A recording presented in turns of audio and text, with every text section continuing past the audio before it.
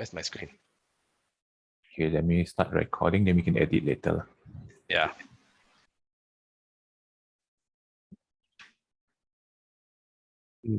Okay, there we go. We recording already, bro? Yep, recording ready. Can start anytime. Yeah, so you guys were saying just now you figured it out within straight away that you had to go and find another source of income. Result, you had to close down the crack house shop. And how long before you opened the pizza place? We started doing the pizza delivery only this year. So in December, oh no, wait, hold on. Around late last year, right? Around November 2020, that's when we needed to make a decision. What we needed to do something, because by then we realized that the grants were going to run out, and the whole idea of normal wasn't looking like it was going to happen anytime soon. So we either from the way we looked at it, we had to make a choice. Either we go in fully virtual, we do virtual shows, or what people call hybrid shows, which means that I would have to invest in HD cameras, audio system. I probably had to get learn all the technical stuff, which I am really shit at. I can't. I'm like a wannabe boomer when it comes to tech, right? So. I didn't decide that. We then decided to go the other way. We decided to join the food industry. So really utilize the crack house license, which we were always a licensed restaurant. So we were thinking like, okay, we already have the license to run a restaurant. Why don't we just make use of that? But the problem was that we never had something that was worth selling in terms of food. Right? Our food was like, potato chips, it was nachos, hot dogs. Basically, it was secondary. It was just food basically to accompany the live shows.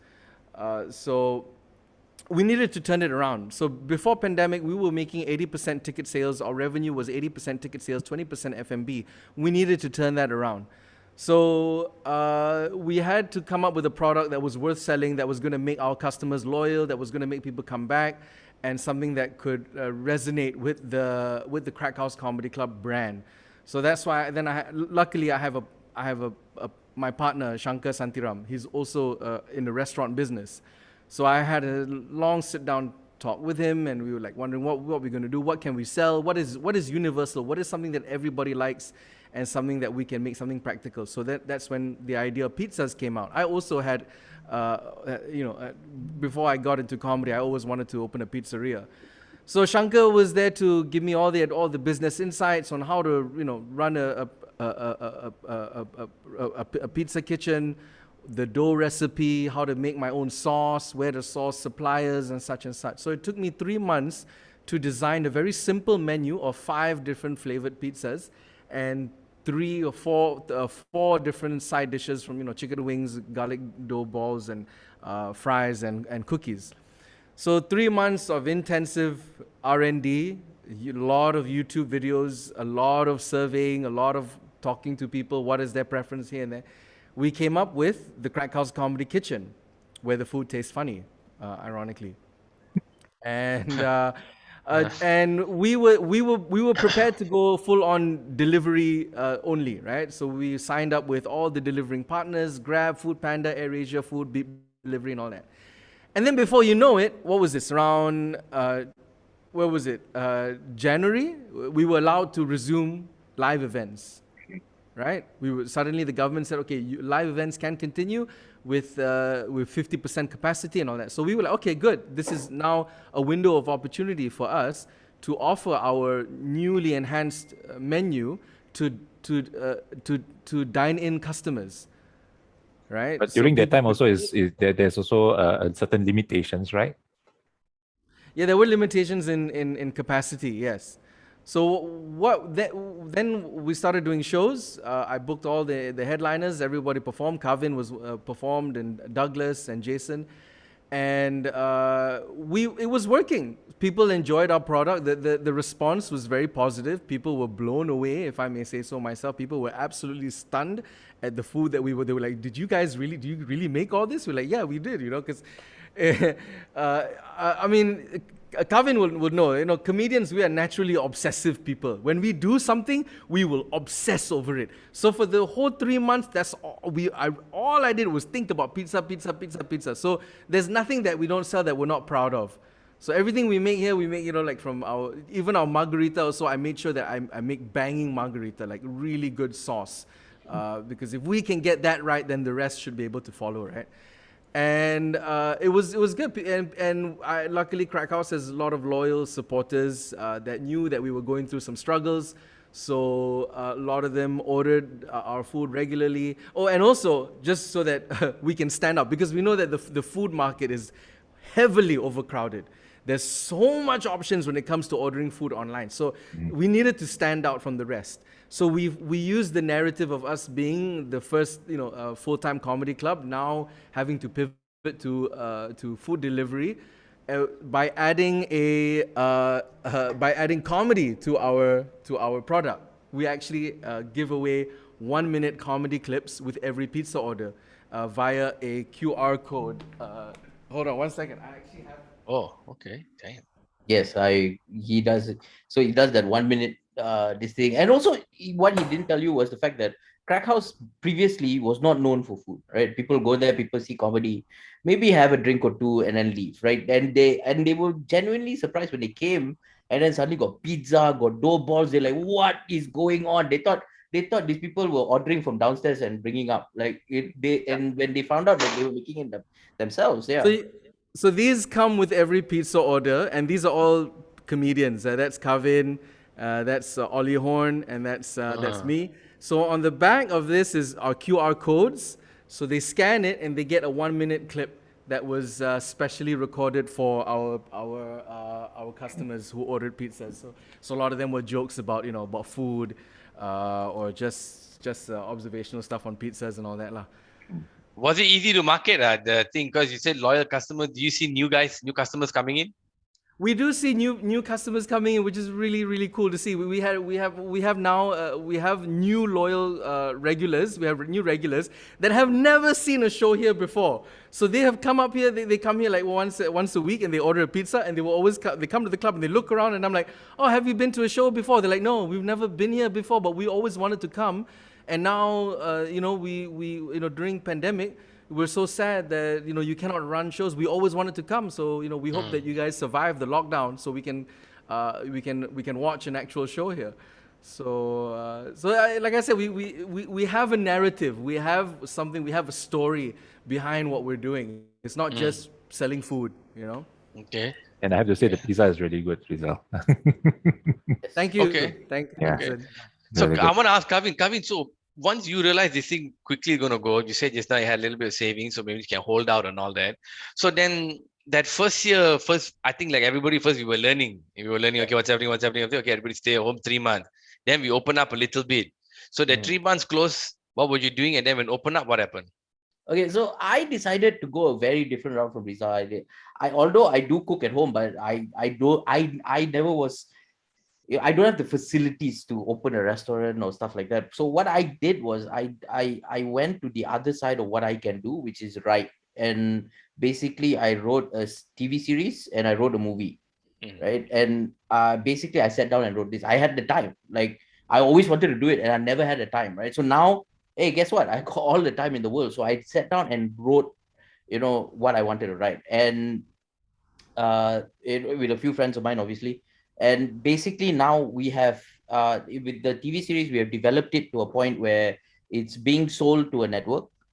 With the movie, it's the same thing. It's developed up to a point where it's a screenplay. We're writing the screenplay now, so it's growing lah. I mean, the thing is, with what I'm doing, it's a little bit more of an investment rather than how do you say direct. You can see the income Immediate coming result, in yeah. because right now development stage, everybody knows that well, it's never going to happen. But the only thing that was stopping me doing at that previously was I had no time lah, this thing. But now guess what, I got all the time in the world, so no excuse lah, so I have to do it. Hey, what's it called lah? Plug lah. I cannot plug lah. I cannot. NDA is signed. So it's still in development. You're waiting for someone to pick it up. Sure, let's go with that. Okay, comedy, action, Let's put it this way. Okay, I can say that it's being seen by the networks. There has been interest. That's all I can say. Oh, good. Short video. Okay, good. Okay. So then we gotta keep a lookout for that. So you read the whole of that first year you were writing and trying to make the movie. Then Yes. this year, what This year happened? it's still the same. Okay, so the Yeah. TV series started first, right? So we had the idea for the TV series a long time ago. I think that was 2018 when we started writing it. But eventually it just became yeah, we wrote it, just put it aside kind of thing. And then in 2019, that's when we decided, okay, lah, we need to do something with it. Then 2020 hit. And then that's when we're sitting at home going, hey, you know what? Maybe we can just finish this. And we did. We put our heart and soul to it. Then there was this production company who came along and loved the whole treatment, everything. So Mm. they came along and they said, look, we are willing to pour money into this, right? So all you have to do is write, from this to this, right? So we had to do the whole thing and we had to add more things.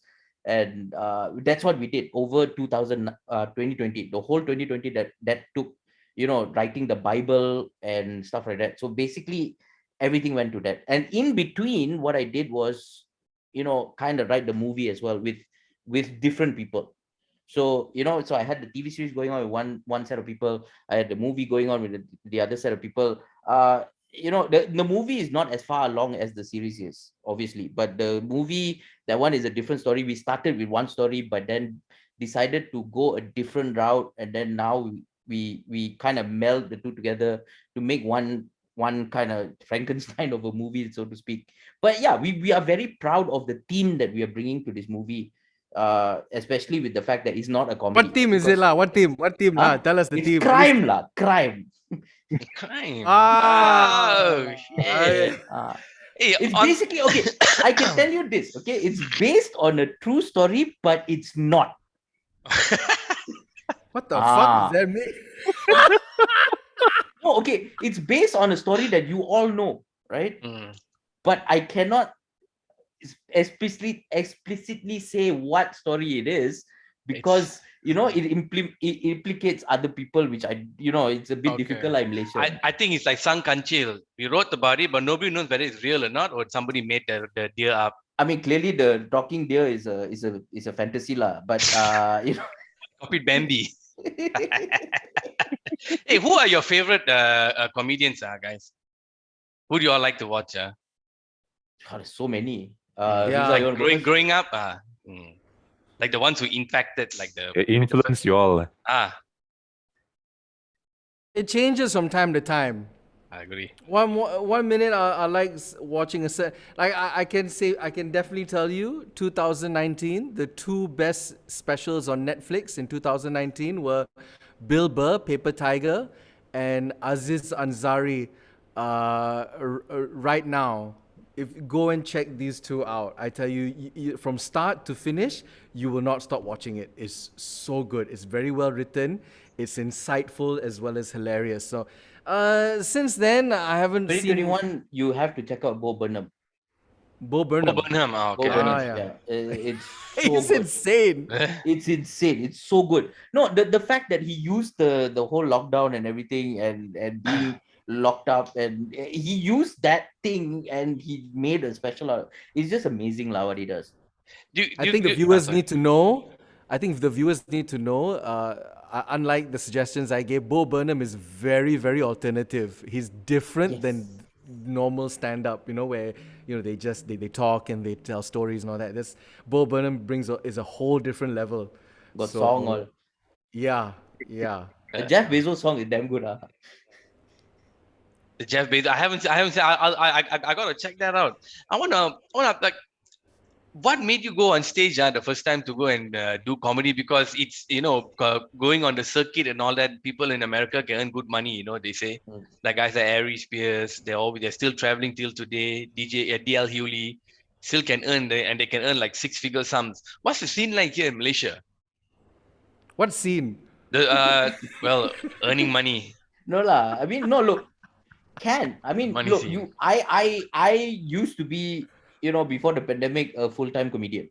To be fair, I earned decent enough money lah. I wouldn't say that I was minting it, whatever, but it was okay. It was enough for me to How many travel. shows a week?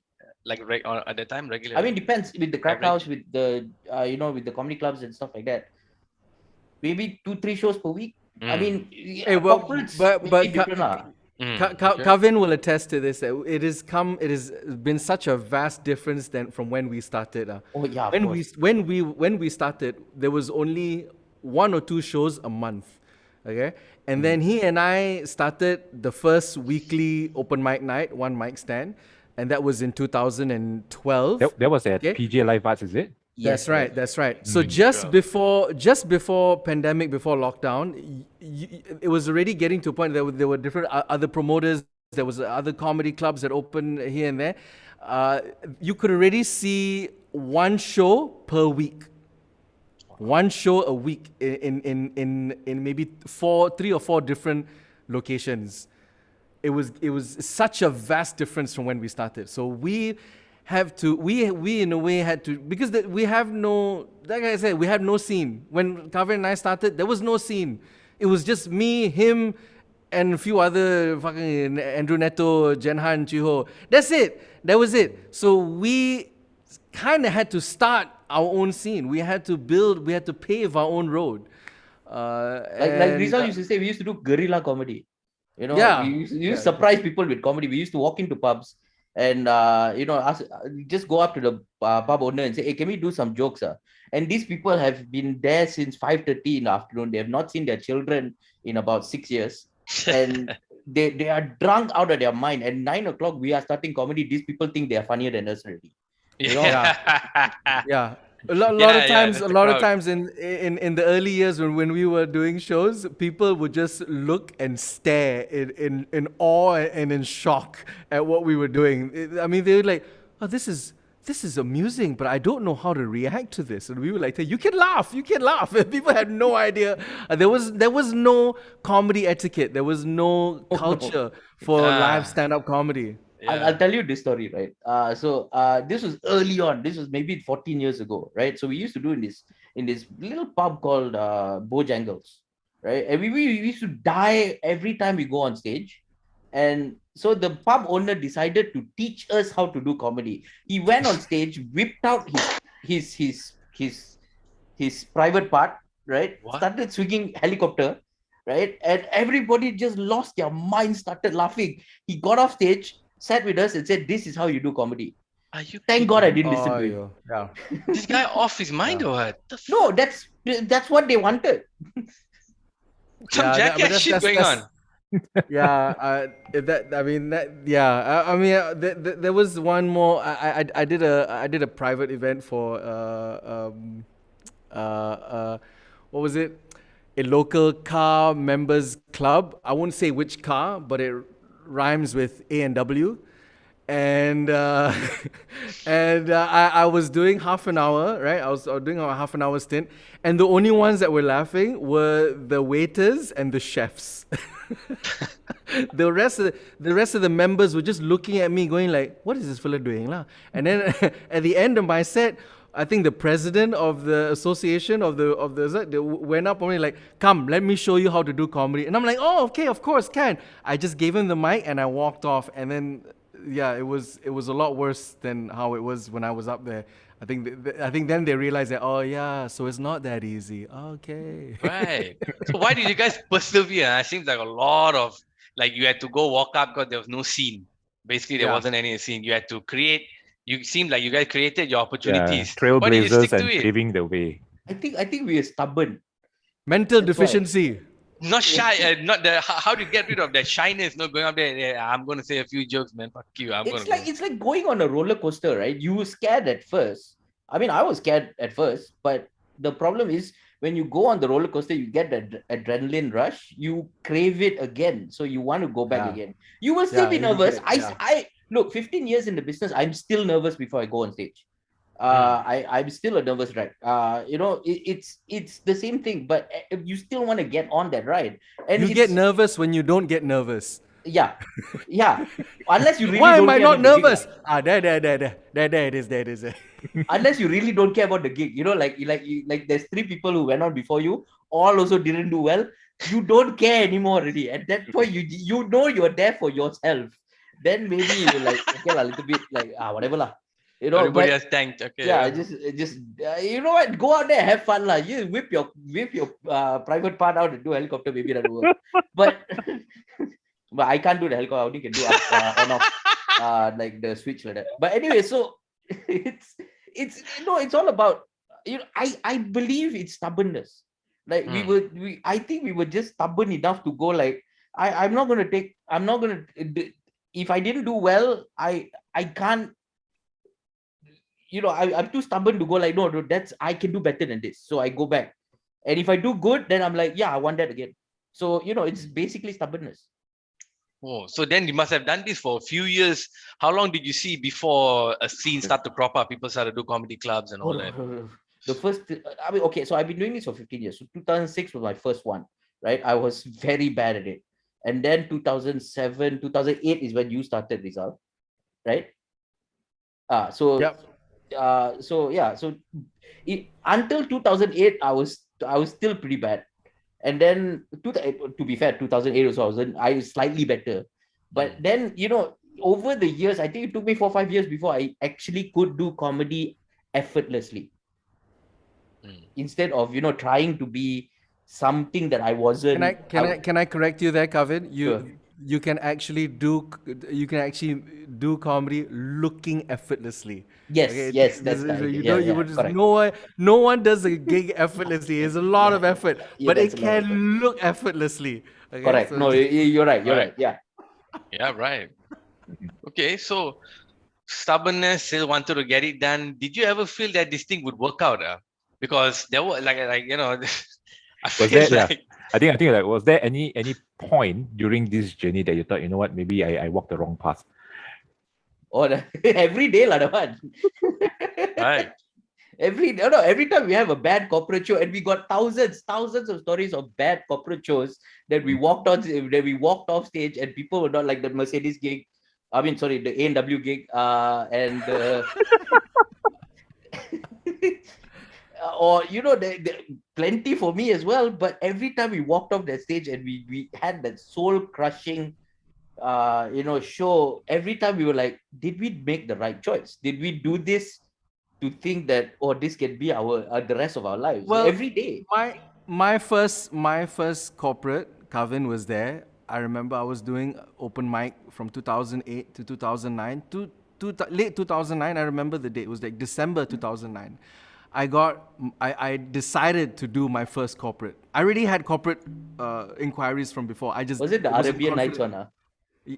No. That was Okay. later on. Okay.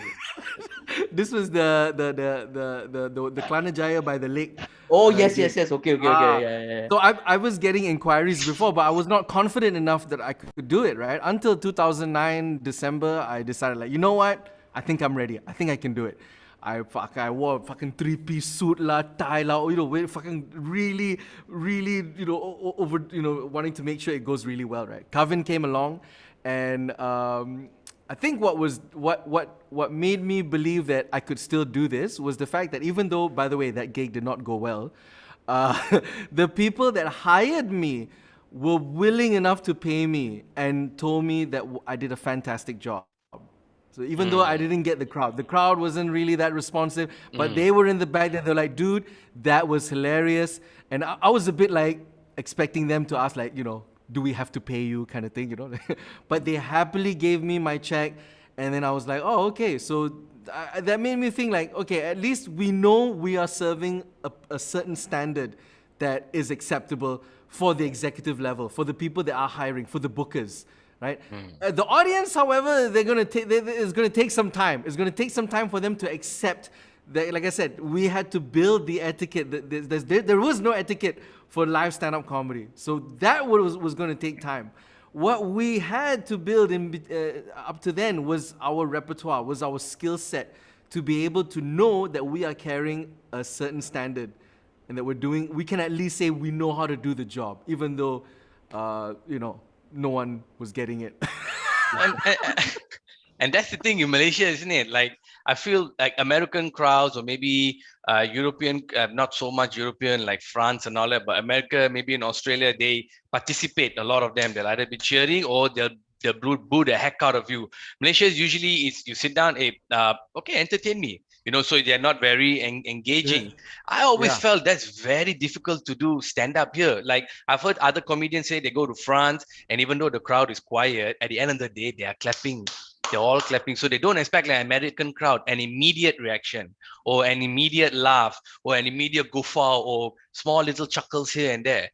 But to know that they enjoy the show, they clap at the end. I feel Malaysia sometimes we're too shy to show our feelings. One, in a crowd full of people, maybe not in a comedy club specifically, because there you go to laugh. You might make friends with the people you sit around because they're there for something.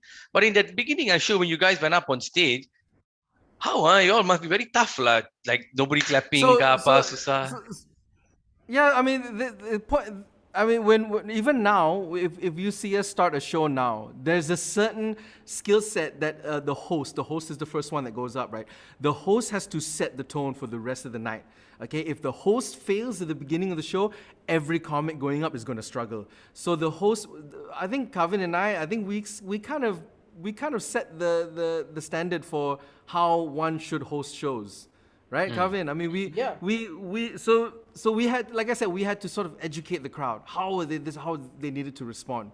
So when we went up there, when we hosted shows, we ran one mic stand since 2012. Then also that was our training ground as well. How do we get this crowd going? How do we make?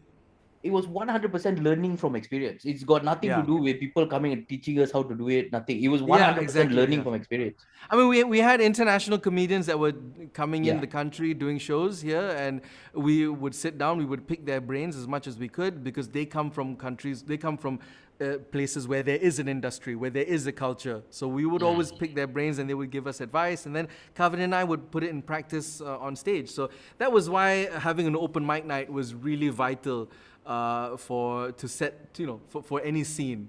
Because the open mic night would, first of all, you'd have audiences that would never watch comedy come and watch, invest, pay for a ticket, sit down and watch and appreciate what is live stand-up comedy. And then there's also a platform for me and Kavin and also other comics as well to get up there and get the experience we need to become really good at what we want to be good, at what we're doing. Before the pandemic hit, I felt stand-up comedy was growing because on my social medias and all that, sometimes events would pop up. Yeah, I was telling you, events would pop up. So were you seeing a lot of new people coming into the scene, not to do, maybe both, to do comedy and also fans before the pandemic hit? Man, when Kavin and I when I started with Kavin, there was like 8 of us, right? There was 8 of us. And then when we started doing one mic stand, that number grew. It became Can I just 14. pause you there? One mic stand means what, bro? Can I explain that? So one mic stand was the first Malaysia's first weekly open mic night. There you go. That was held then in the formerly known as PJ Live Arts. Okay, Chante. Okay, yeah. Thanks. Okay, thanks for that. Okay, now I can So, continue. so it went from 8 of us to 14. And then now, if you look at our comedians group chat, I think there's like, 90 people there? 100 something, yeah. Wow. 100 something? Yeah. But mind you, out of the 90, still, when it comes to working professional comedians, that still boils down to, I don't know, 20. 8 or 10. As in full time lah. As in full time lah. As in like, relying fully on comedy for bread and butter. Unless of course you're like Kavin, you have an executive bread earning wife. She doesn't own the university, so bro. And she's a professor lah. Okay, what? It's not as lucrative as you think it is, I was asking like, hey, why don't they pay you more? She's like, I don't know.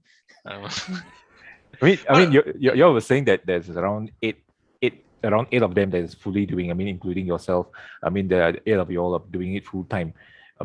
How are they coping now at the moment? Have you all keep in contact with each other? How do you all support each other?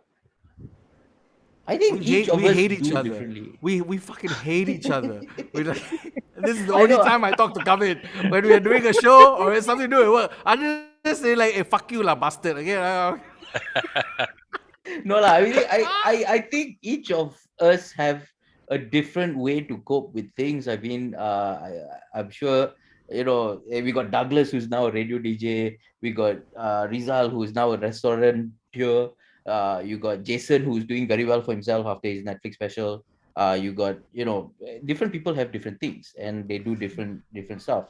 I think So yeah, Kavin is coming everybody's from a cooking. privileged point of view because before pandemic he landed himself a Netflix special, and he's already at the Accident. influencer level already. No. Okay.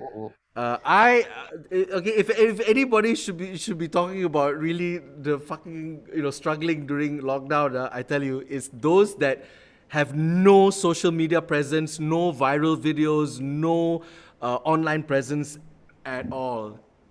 Okay, at Same, all. same, Okay, same. shut up lah. Not Okay, heavy. Mr. Netflix special lah. Hey, Okay, don't Mr. talk. Okay, how many Hey, I followers you shouted got? at Astro once. They fired me and I went viral. Okay, that's about it.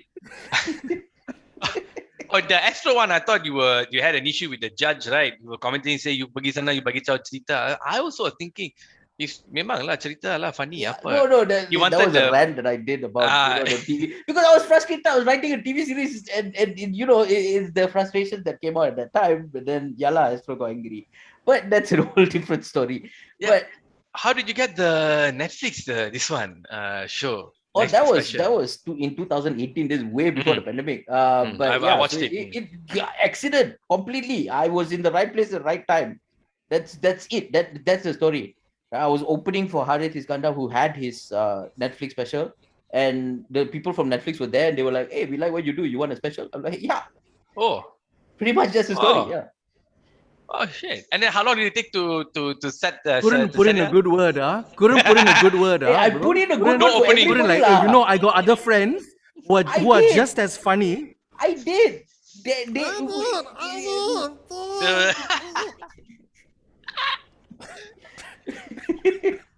No, but You see why we hate each other? I see.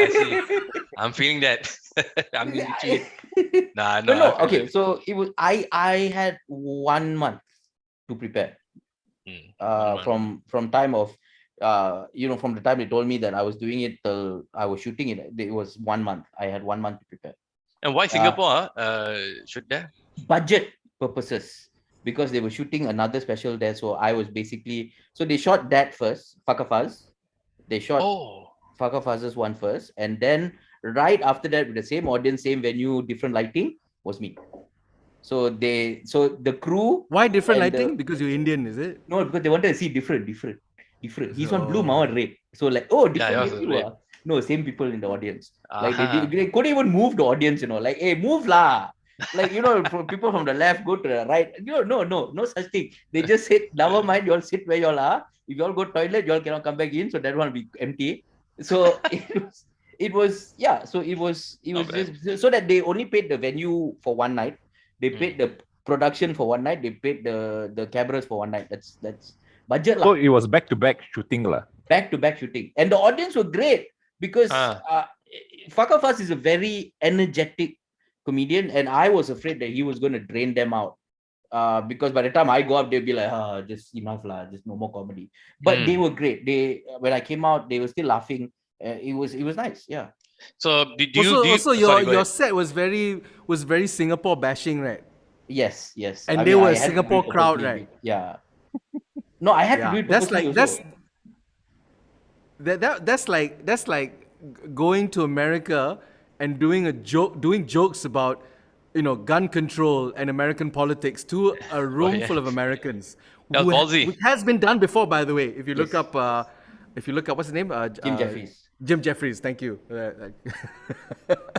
Nah, I watched it. I thought it was pretty good. It's nice to hear the backstory for this. So the jokes you said on the set, did you had that before? Or was that written fresh? Oh no! I didn't have time to write a whole new set in 1 month. I did, however, had one or two new stuff, but mostly it was stuff which I discussed with Netflix, and I told them like 1 month is very short for me to write a new set, and they were like, yeah, don't worry, just do the best of stuff, and if you can add in a few new ones, you'll be fine. And I did that. That was basically the set that I was touring Europe with at that time. Like I just came back from Edinburgh. I did a few shows there, and then I was touring Europe as well. I was doing a lot of tours. I was traveling a lot at that time. So to get a more international set, I think that was what I was traveling with. So yeah, it was easy for me just to kind of uh, repurpose that for Netflix. Was there?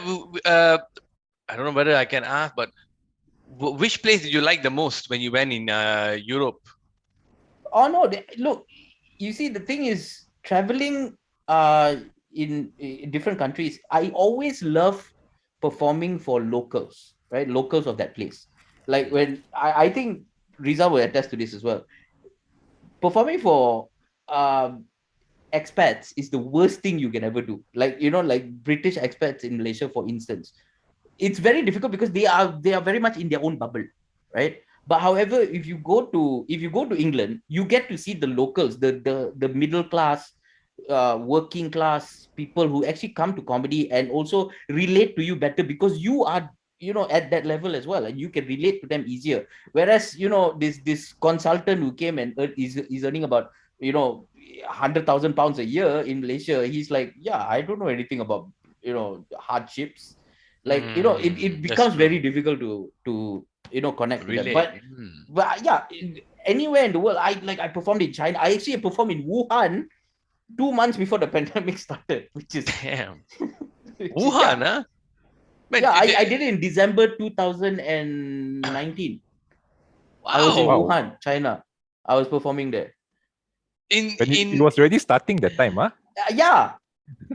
I might be patient zero, I'm not sure. So what was the show in Wuhan like? A few comedians go up some comedy festival, something.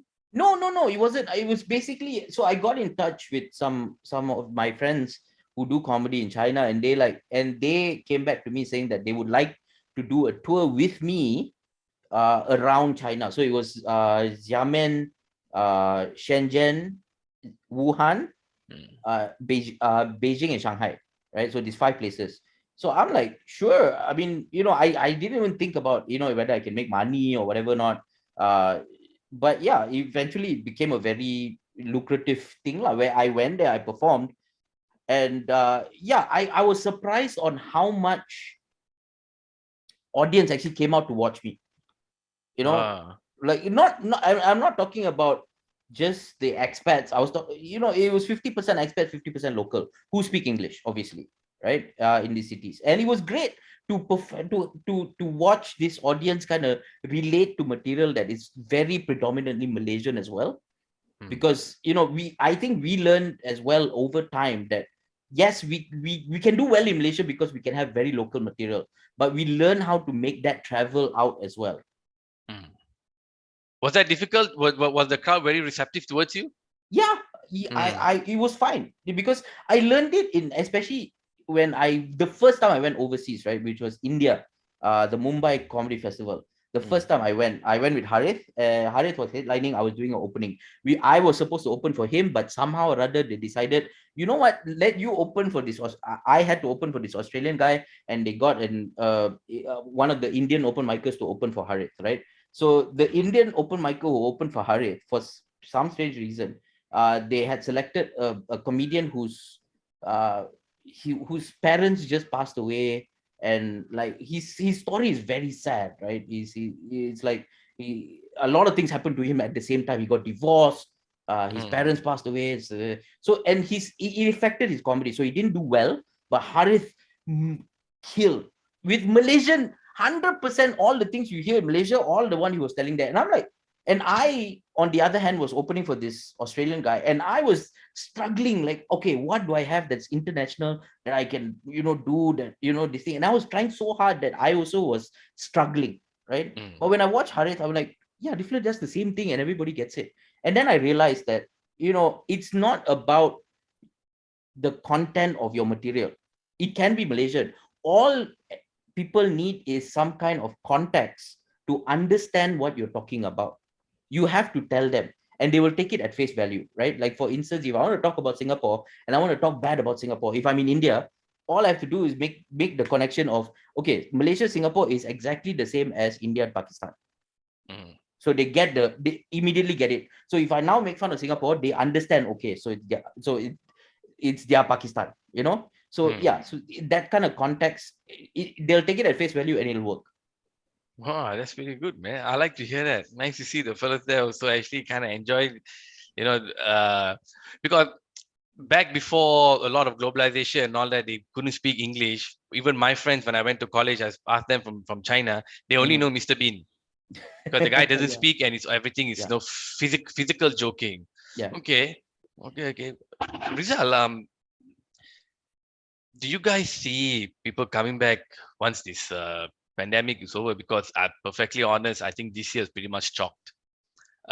Whether we get, whether we get back to it, realistically speaking, right? When do you think we can see coming back to normal? People coming to sit down for hours to watch a show. I think now it's coming to a matter of personal risk tolerance. It's how much people are willing to tolerate risking their lives to come out. And if they see a significant amount, the numbers improve, as in like, the daily cases go down, if they start to see that, less and less people around their circles, within their circle. Right now, the four of us, I'm sure we know at least one or two people that within our circles that have already passed away, right? Yeah. So it's getting quite close to us. But once that eases off, people will be craving to go out, especially for social events such as doing, live, not just live comedy, but also, music and festivals, concerts, theaters, cinema, everything, right? Even when last year, when we went back into partial lockdown and we were allowed to, people were flocking, and we barely did any announcement. We barely did any marketing. We just ran the first open mic. I remember saying this when we first went into lockdown. I said, okay, when we reopen, the first 2 weeks of shows, absolutely free. Okay? And when we announced it, tickets sold out in half an hour. And these were all newbies. And then after 2 weeks or 3 weeks, my regulars started to text me like, hey, when are you opening for live shows again? I'm like, we've been running live shows. Then I realized, wow, it's now opening up new waves, a wave within the demographic of people that have always wanted to watch live comedy, started to come out and watch live comedy. I think before pandemic, they kept putting it off, They're like, oh yeah, I always wanted to go watch, but we go next month lah, we go next week lah, we go next month. They always kept. But now when we went back, when we were allowed to go live, people came out, man. People came out and they we had full houses every night. Well, given that we only need 25 people to declare full house, yeah.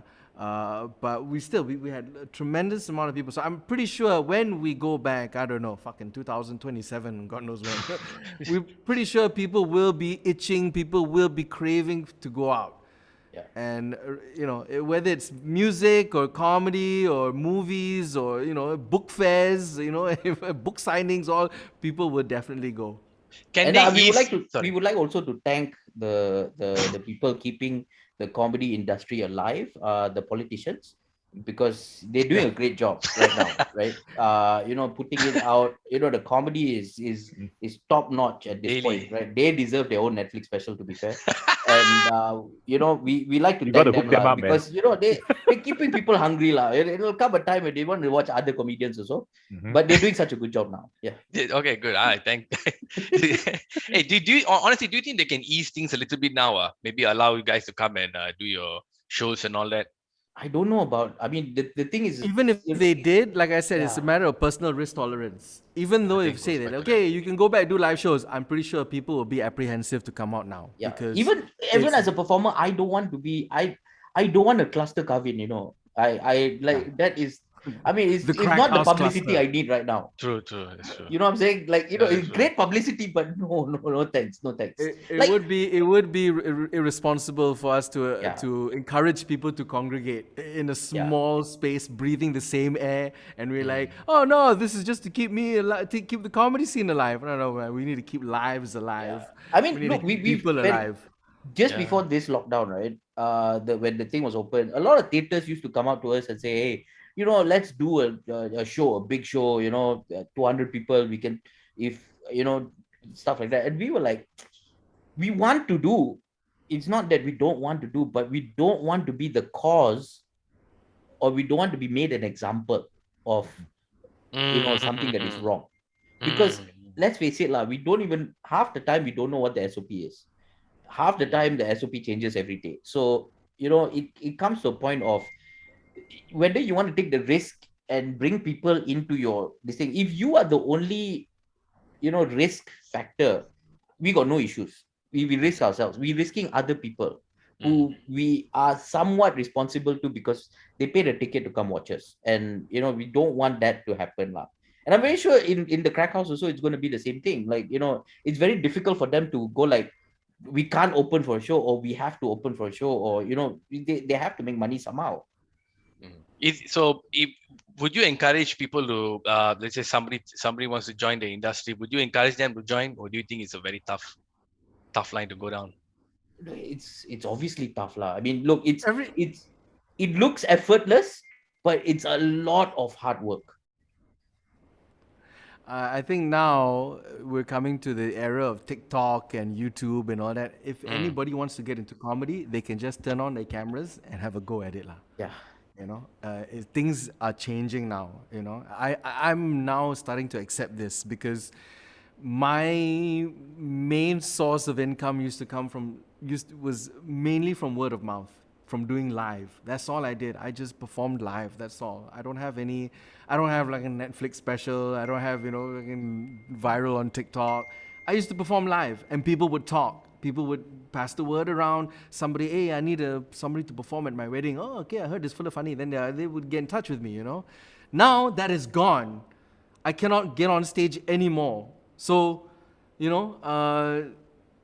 I mean, if the people want to get into comedy now, there's that avenue of going digital, It's not the same. It's not the same as live, though. It's not the same. It's not the It's same. not the same. I mean, yes, you can get viral. You can do some little skits online, blah blah blah. Yeah, fair enough. I mean, you will get viral. Little skits. Yeah. I like you see TikTok full of little such a skits. such a purist, I'm 41 years old. I don't performer. understand You know, like TikTok. little skits. Like I opened TikTok and hey, you are on TikTok now. I saw you that day. But no, the thing is, look, I look at TikTok and all these jiggly skits and stuff. I'm like, what is going on, I mean, I'm 41 years old. You see, and I'm at that age where if you're young and you're doing TikTok, that's where you belong. If you're old and you're doing TikTok, it's cute. If you're 41 and doing TikTok, it's just weird as fuck. All right, it's just can you stop being the uncle in the club, please? TikTok is being used by a lot of people who should bear a lot of skin, easily get 10, 15, 20,000 likes and followers, and it's full of that. Then of course we have the funny clips. Jesse Chukwu, I like him. He does some funny stuff and all that. So that is all out of the question, huh? Okay, Rizal just got a TikTok. Kevin out, huh? No, I'm on TikTok also. Yeah, I know. Look, it's what riding we do. the bandwagon. We have to. Yeah. It's not that I want to. I have to. I have TikTok, Instagram, all that nonsense. But I mean, I'm more active on Instagram and Facebook, I guess. But TikTok is once in a while I'll post. You'll get a few thousand likes, but that's it, lah. Yeah, because where how do you just straight up, right? How do you make money from that? Like I say, like my main source of income before pandemic was always getting corporate gigs. I would perform for oil and gas companies, law firms, do private weddings, birthday parties. Now that's gone. So what? So if you go viral on TikTok, you go viral on YouTube. What people actually pay you? Can you do a TikTok video for my company? Like what is the end benefit of that? That is marketing, lah. The more people follow you, hopefully you get verified first, and then partnered, and then money, lah. See, like you know how people are charging you like thousands of ringgits to advertise your pizza. That's how they make money, bro. Okay. So they get their attention by doing funny and also, skills. I mean, obviously TikTok Creator Fund, where you get paid doing, if you get a certain number couple of of this thing, skits. a couple of skits, and then you get paid a lot of money, because you get per view, you get like 4 cents or something, and then if you got a couple of thousand views, you get like $50. Oh, this is advertising lah. Yeah. Yeah. Okay. So just before I think I've covered quite a bit. Just before I go, Rizal, can you just tell me where your restaurant is, how they can order the pizzas from you guys, what days you're open?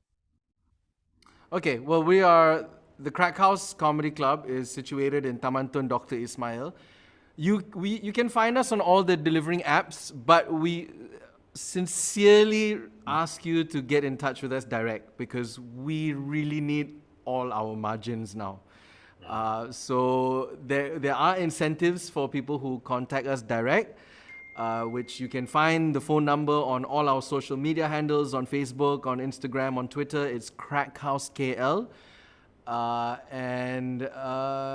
do they Yeah. order? So call the Crack House straight if you want to order a pizza. Don't need to go through Yes, the so there's apps. so now we have upgraded our WhatsApp to WhatsApp Business, where so you can see we'll open a catalog, and then like like Lazada or like Shopee, you can put it in your cart and then check out, and then it will send us a message, and then we will send you payment details. Either you can pay upon pickup, or you can pay on Grab Pay, or what's it called, the e-wallets. E-wallets. I sound like an uncle now. Like all the Yeah, e-wallet, yeah. all the e-wallet, touch I and want to go. give touch cash. and I go. want to use app. Our cash is honestly the best now lah. So What's the yeah. number? What's the number, Rizal? Just 017-205-6870. I nearly fucked that up. Yeah, and we're open from Sunday to we're open from Tuesday to Sunday. We're closed every Monday from 12 p.m. to 8 p.m. every day except Monday. Okay, good stuff. Yeah. Kavin, what's Try happening the with you beef. next, bro? Try the beef. There you go. You heard it right here. Kavin, what's Uh, happening with you, brother, after this? I don't know. What's You can subscribe to my OnlyFans. Actually, right now I'm renaming to OnlyFan, because only one fan. Only one fan, that's right. It's Rizal. And but no, the thing is, I guess follow me on my social media at Kavin Jay everywhere, and I mean, look out for things lah. Hopefully, as soon as we can start shooting, we're gonna start shooting. So yeah. Okay, I'll definitely get in touch with you to talk about that. Hey Yeah. guys, Thank you Thank so you. much. thank you Thank very you so much. much. I really apologize about the technical difficulty. No problem. No, I thought you I were work gonna it out. Sambrani Oh, Om, nah, that one. joysticks gonna come out. I This is didn't- gonna come out.